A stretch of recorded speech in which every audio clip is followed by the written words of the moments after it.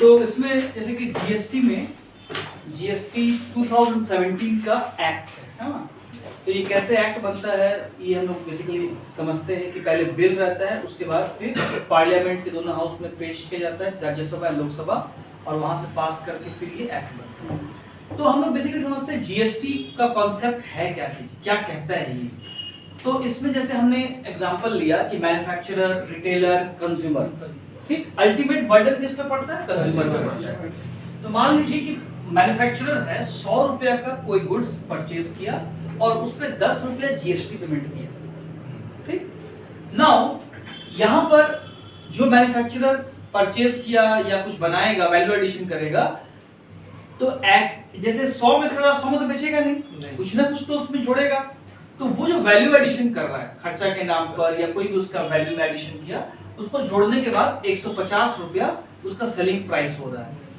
Now question is कि क्या इसी में बेच देगा? बोला नहीं, इसमें सरकार टैक्स ले रही है जीएसटी के नाम पर। तो 10% मान लेते एग्जांपल के तौर पे लिए जीएसटी लिया जो कि 15 रुपया हुआ, तो 150 प्लस 15 इज इक्वल टू 165 रुपया आपका सेलिंग प्राइस हुआ।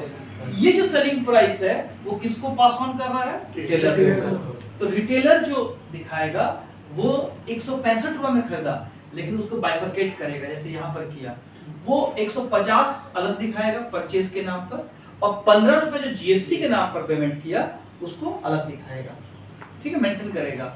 और फिर यहाँ पर ये भी वैल्यू एडिशन किया 100 रुपया और 250 रुपया हुआ 25 रुपया, फिर टैक्स चार्ज 10%, लाइकवाइज 275 रुपीस हुआ, 250 का 10% 25 रुपीस, 275, और वो कंज्यूमर को पास ऑन कर। सर वो एक बार 15 जीएसटी लगा फिर नीचे कहा लगा, वही होता है। अब सवाल ये है कि हर केस में सरकार जो बोल रहा है, गवर्नमेंट बोलता है कि आप जितना बार बेच रहे हो, मेरा हिस्सा, मेरा अपना तो आप कमाई कर रहे हो, है ना, तो मेरा हिस्सा आपको अलग करना पड़ेगा। तो tax is a revenue of the government. तो सवाल ये उठता है कि आप ये क्वेश्चन कर सकते हैं कि 10 रुपया यहाँ पर दिया, 15 यहाँ पर दिया, तो इसको तो ऐड नहीं किया। अगर मान लीजिए कि हम अगर मैन्युफैक्चरर हैं और 110 रुपये में कोई चीज लेकर आते हैं, तो उसको 100 में तो नहीं बेचेंगे ना, या 10 रुपया जो हम दिए वो भी परचेज का पार्ट ही मानेंगे ना उसको।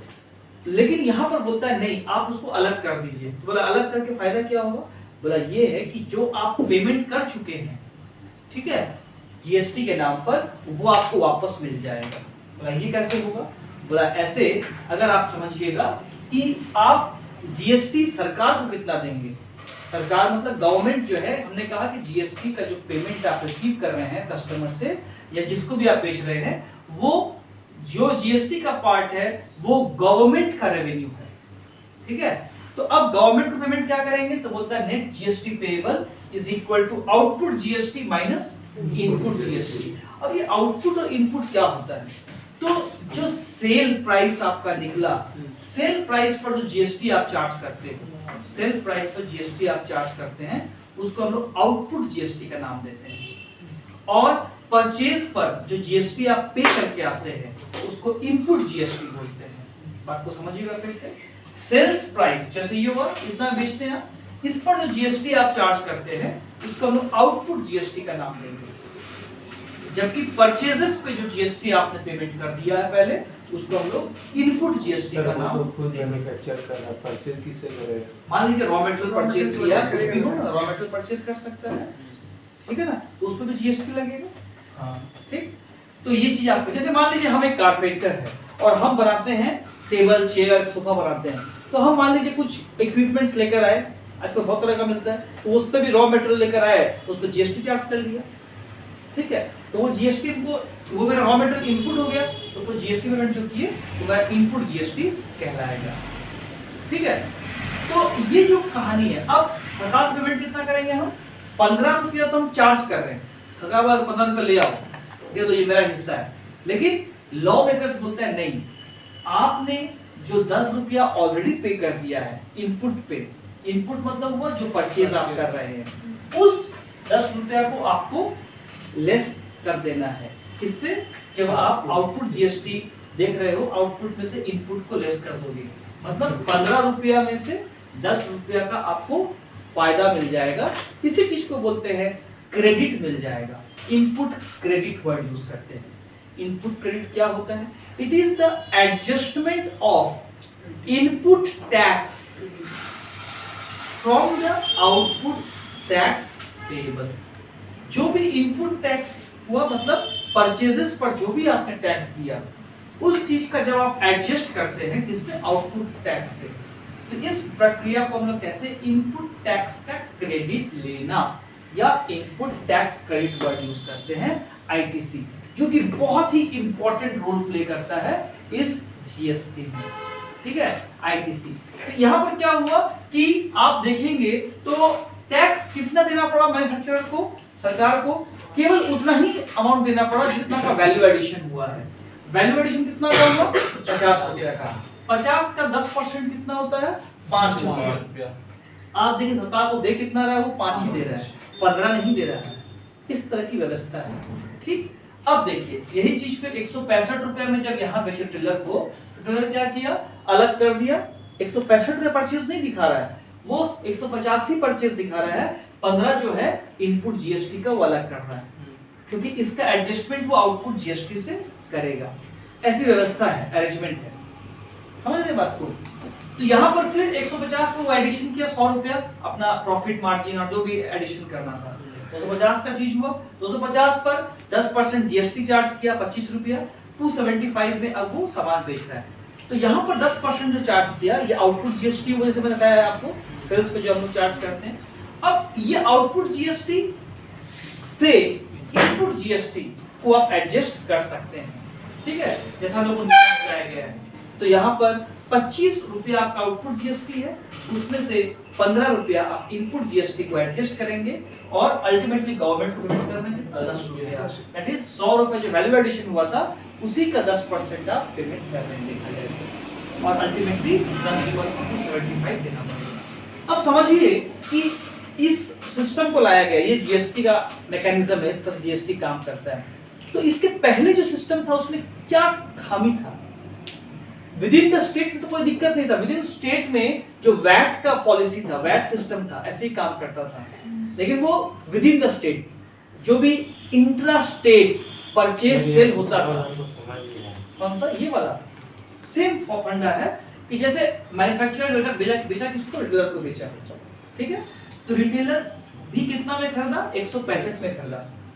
जैसे ये खरीदा था 110 में, तो वैसे ये 165 में खरीदा, लेकिन वो 165 पूरा दिखाएगा नहीं। ठीक है, परचेज का अमाउंट दिखाएगा, जो ये बेचा वो उसका परचेज हो जाएगा, तो 150 को अलग कर देगा, और जो जीएसटी का पोर्शन जो पेमेंट किया उसको अलग कर देगा। वो मैन्युफैक्चरर को 15% पहले ही पे करेगा जब खरीदेगा। यहाँ मैन्युफैक्चरर बेचा कितना में? 165 में बेचा, जिसमें 150 पर 15% मतलब 10% टैक्स लगाया। ठीक है ना, तो इसके लिए ये जो सेलिंग है वो इसके लिए परचेज ना हो जाएगा। तो इसमें दो पार्ट हो गया ना, एक पार्ट ये, एक पार्ट ये, जो हम यहाँ कर रहे थे, तो उसी चीज को यहाँ पर दिखाया परचेज, और यहाँ पर जीएसटी के रूप में दिखा रहा है। ठीक है, ये आपका हम जैसे बताया इनपुट जीएसटी का पार्ट हो गया, और इसके बाद वैल्यू एडिशन किया, यहाँ पे लिखा हुआ है। ठीक, तो वैल्यू एडिशन करने के बाद ये जो आया ये आपका आउटपुट जीएसटी का पार्ट हो गया। तो सेम फॉर्मूला में रूल लगा दिए, output GST minus input GST. समझ रहे? सर, तो किसी किसी सामान में प्राइस तो एक बार लिखा जाता है तो लिखा जाता है, उसके बाद फिर उसके बगल में लिखा रहता है 5% जीएसटी। अगर वो कैलकुलेट करेगा तो फिर तो मतलब सब जगह तो सेम आएगा ना, 10% अपना निकाल पाएगा ये रिटेलर। नहीं, वो क्या है ना, अभी हम खाली कंसेप्ट बता रहे हैं। अभी क्या होगा ना, हर एक गुड्स का अलग अलग टैक्स रेट होता है, टैक्स रेट सेम नहीं रहेगा। ये तो समझाने का बता रहे हैं कि होता क्या, मैकेनिज्म काम कैसे करता है। ठीक है ना, रेट अलग अलग रहता है ना, हर गुड्स का अलग रेट्स रहेगा, मतलब लेकिन तरीका जो कैलकुलेट करने का रहेगा वो यही रहेगा। ठीक, हम लोग चलेंगे धीरे धीरे आगे बढ़ते जाएंगे और आपको धीरे समझ में आएगा। अभी तो खाली मैकेनिज्म जो है, क्या इस तरह का मैकेनिज्म पहले आपने पढ़ा था, इस तरह से कैसे पेमेंट होता है? पढ़े? किस चीज में पढ़े? जीएसटी था, तो आपने इस तरह से पढ़ा होगा, है ना। तो मैकेनिज्म वही है, तो वही चीज को हम आगे और विस्तार से जितना आपने पढ़ा हुआ है उसको और हम लोग डिटेल में जाएंगे और एक एक क्वेश्चन का आपका हम जवाब देंगे। ठीक, तो यहाँ पर अब अल्टीमेटली कंज्यूमर को इतना पेमेंट करना पड़ा। अब देखिए कि इसके पहले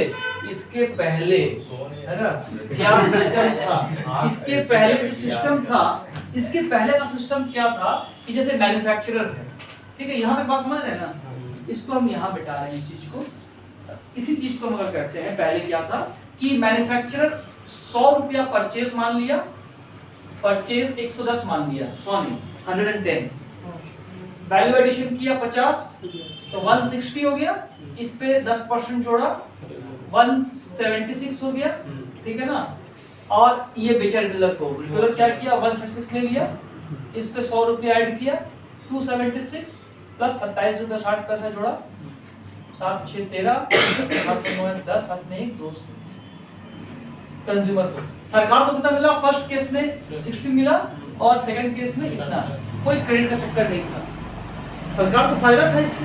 अभी सरकार को कितना मिल रहा है, अभी केवल 5 रुपया मिल रहा है, मतलब यहाँ पे 10 मिला, पहले 5 15 मिला और 10 25 मिला, और यहाँ कितना मिलता 16 प्लस 27.60 और ऊपर 10 रुपया, तो 16 10 26 और 56 52 53 रुपया 60 पैसा मिलता, अभी 25 रुपया मिल रहा है ना, सरकार को तो फायदा नहीं है, लेकिन अल्टीमेट बर्डन जो किस पे पड़ता, कंज्यूमर पे पड़ता, 303 रुपया पेमेंट करना पड़ता, अगर हम इसी एग्जांपल को ले पहले के सिस्टम में, ठीक है, अभी कितना करना पड़ रहा है, केवल 275। तो ये जो है लॉन्ग रन में कंज्यूमर को बेनिफिट प्रोवाइड करने के पॉइंट ऑफ व्यू से ये एक्ट को लाया गया है, समझ पा रहे हैं बात को, this is about the concept of the GST, ठीक है।